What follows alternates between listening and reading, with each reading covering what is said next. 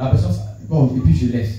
Donc c'était un peu, c'est pourquoi moi, dans la rue, je n'ai jamais agressé, je n'ai jamais piqué. Oui. Non. Quand je veux le faire, je n'arrivais pas. Et les autres avaient des médicaments, mais moi, j'avais pas des médicaments en fait. Parce que dans la rue, dans la rue, il faut avoir des protections. Il faut avoir des protections.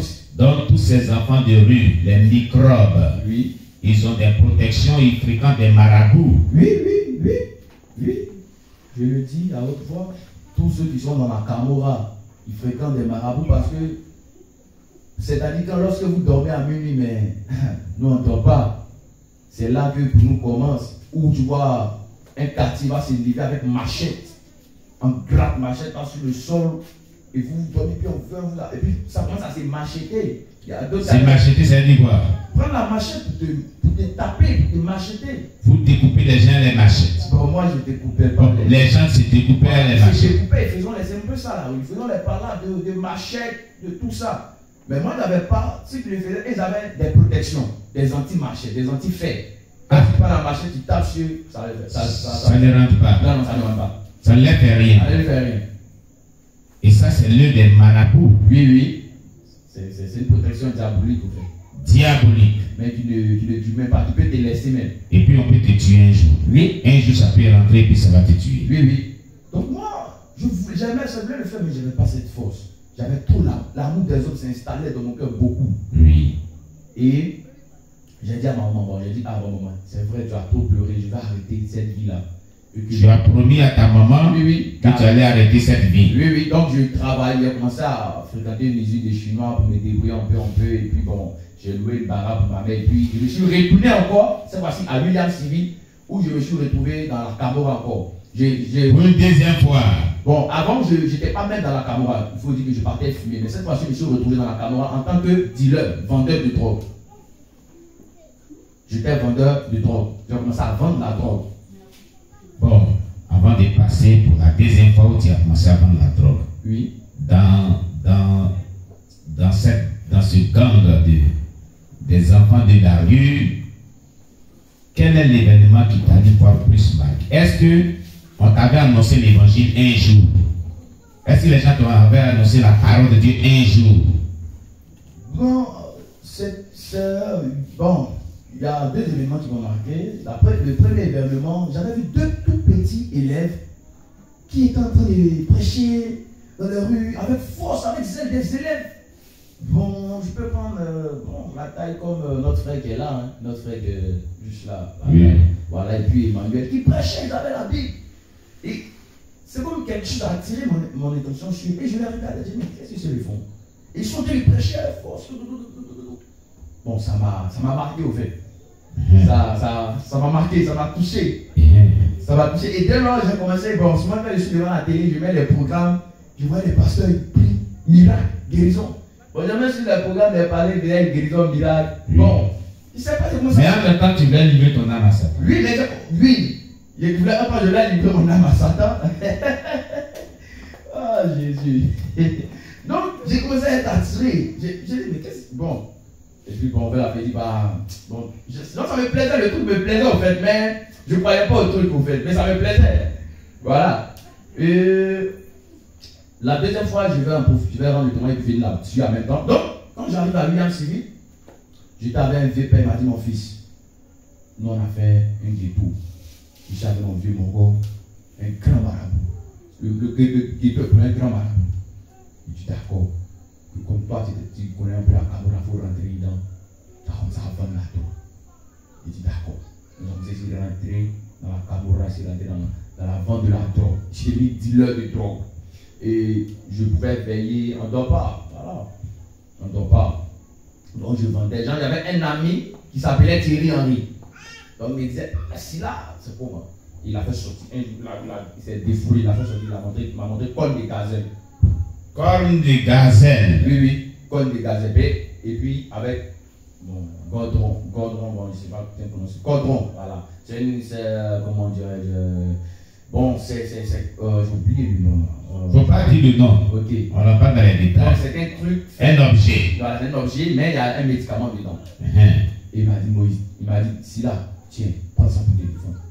Prends ça pour te défendre. Oui. Il a dit, tiens, il lui donne ça. Mais toi-même, tu ne connais même pas sa source de provenance. Et toi, tu apprends pour te défendre. Bon, il n'avait pas froid aux yeux, hein, il faut le dire. Donc, il me disait que tu vois ça, s'il y a quelque chose, quand tu piques quelqu'un avec ça, il faut cracher. Il dit, pourquoi je dois cracher? Il dit, si tu craches et que tu marches là-dessus, la partie là où tu as piqué la personne, la plaie va pourrir. Sur le champ. Sur le champ. Hey! Donc, 2 jours, 3 jours après, la plaie va pourrir. Et personne ne peut guérir ça. À part vraiment Jésus-Christ qui est le guérisseur de tout. C'est lui qui a dit ça. Oui, même pleinement. Thierry, bon, c'est vrai. Ce gangster là, celui qui dit Jésus-Christ qui peut guérir. Non, il n'a pas dit Jésus, c'est moi je le dis. Comme il dit personne ne peut guérir maintenant que c'est toi, oui, Jésus-Christ. D'accord. Voilà. D'accord. Et maintenant, il dit, mais fais attention, si tu as piqué et que tu craches, tu ne marches pas là-dessus, la personne va mourir. Il dit, ah bon? Il dit, ouais. Il m'a donné. Il dit, ok, il n'y a pas de souci.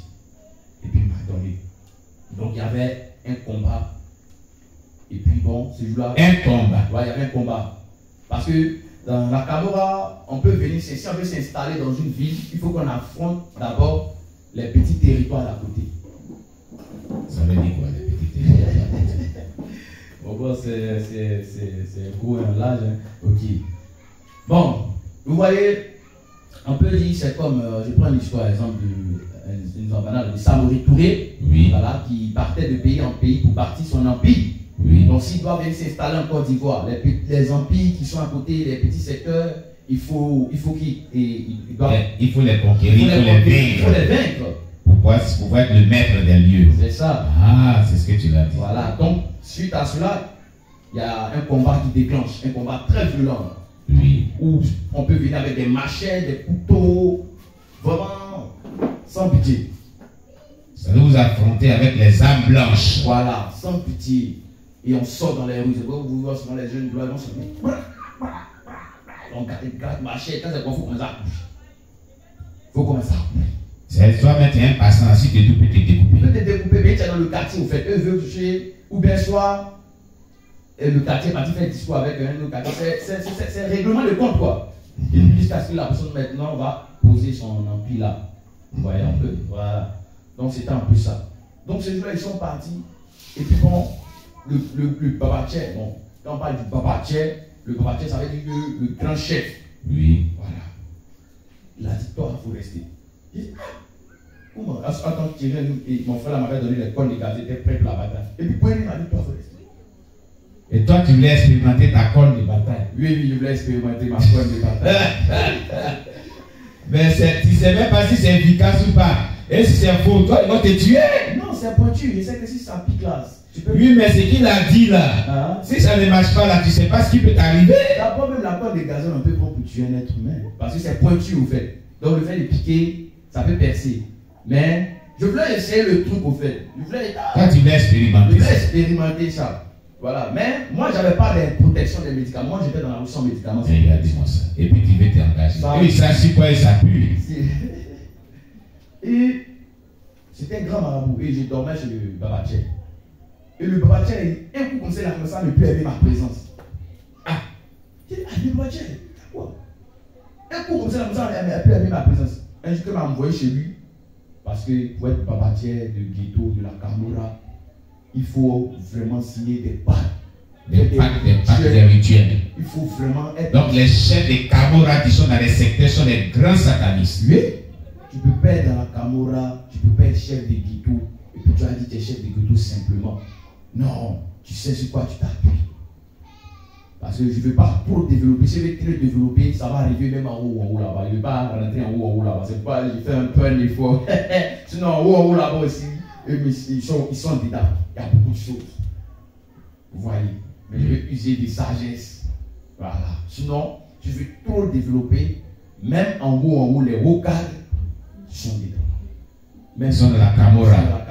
Tout. Il ne faut pas trop développer. Je vais faire dire ça.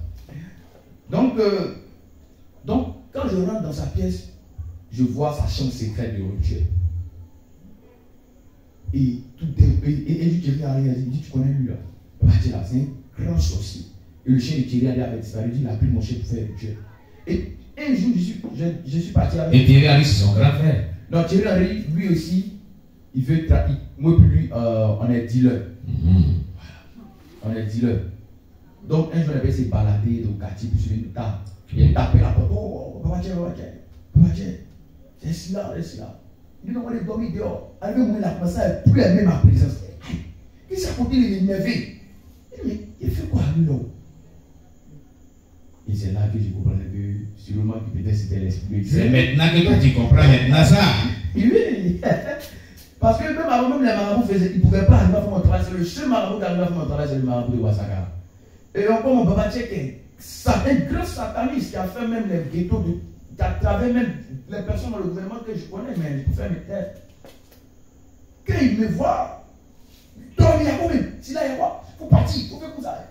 Il dit comme ça, fume après. Lui, mais comme ça, il a avoir pris, moi, il fume après. J'ai dit ok. Et j'ai arrêté la caméra. Et j'ai dit bon, moi-même là, je ne comprends plus rien, ma vie. Et j'ai arrêté la caméra, devant la drogue deal là. J'ai arrêté ça. Et je suis retourné chez ma maman. Je suis retourné chez ma maman. Mais qu'est-ce qui a fait que tu as arrêté? Bon. Qu'est-ce qui t'a marqué que tu dis que tu as arrêté là? Le papa Tchèque même lui-même, il s'est parti tout ce quand je suis là, je ne sais pas si c'est tout là, ça ne prend pas. C'est ça même mon frère a dit de vérifier parce qu'il peut me sacrifier. Que lui met la sacrification, il doit la sacrification. Il est très mystique. C'est très mystique. Un ghetto veut être positionné dans le sacrifice, on peut sacrifier même la tête de l'homme. Planter un ghetto, un grand ghetto qui peut être connu là, c'est des sacrifices, c'est des rituels.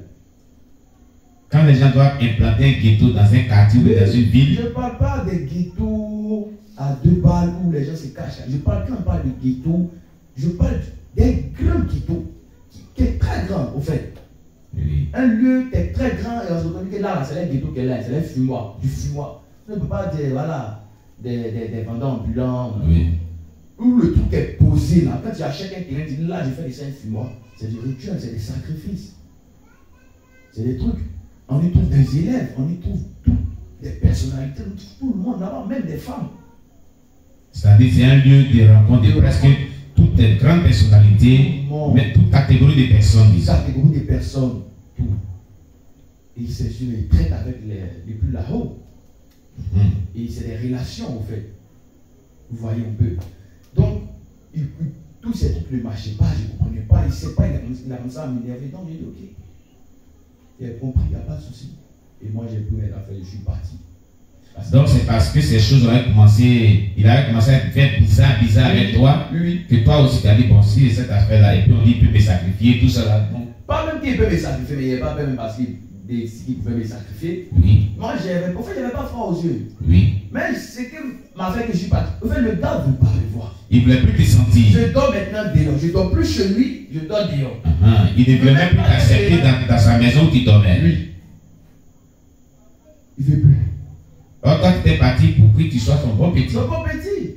Il me refuse même. Il te refuse maintenant. Quand il est en train de manger, viens à côté. Il te chasse. Il me chasse. Son esprit ne t'acceptait plus. Oui. Et moi, je ne comprenais pas ça. Oui. Je ne comprenais pas ça. Bon, alors, je me retourne et je dis, je vais encore chez ma mère. Maintenant, quand je viens chez ma mère, oui. Je commence à, après quelques jours après, à ce moment, maman était pas là, elle a pris une maison ailleurs. Mais moi, je suis parti les chercher ailleurs aussi. Oui. Quelques jours après, je commence à saigner le sang quand je vais au besoin. Oui. Mes instruments, c'est le sang qui sort de moi. Oh là là. Je dis quoi? Premier jour, c'est le sang. Je vais au besoin, c'est le sang. Je dis, mais qu'est-ce qui se passe? Deuxième jour, je vais au besoin, c'est le sang. Le sang sort de moi quand je vais. Troisième jour, je vais au besoin, c'est le sang. Il dit, ah, je suis en train de mourir. Qu'est-ce qui se passe, Seigneur? Qu'est-ce qui se passe? Oh, il y avait une femme au quartier qui me disait, toi, Jésus t'aime. Ah, il y a une femme qui t'interpellait à chaque fois pour dire, toi, Jésus t'aime.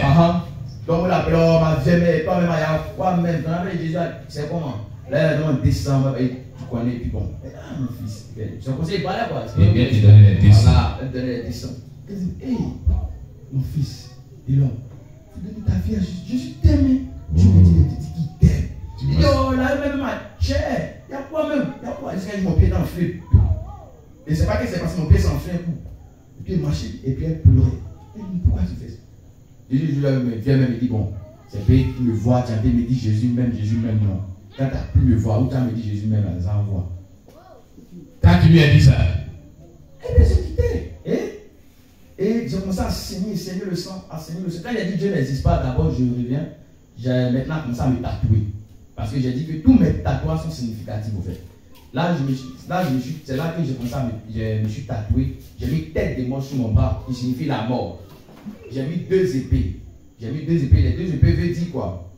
En fait, c'est verser le sang. Voilà. C'est verser le sang. Et j'ai mis une croix. Croix, c'est le bien.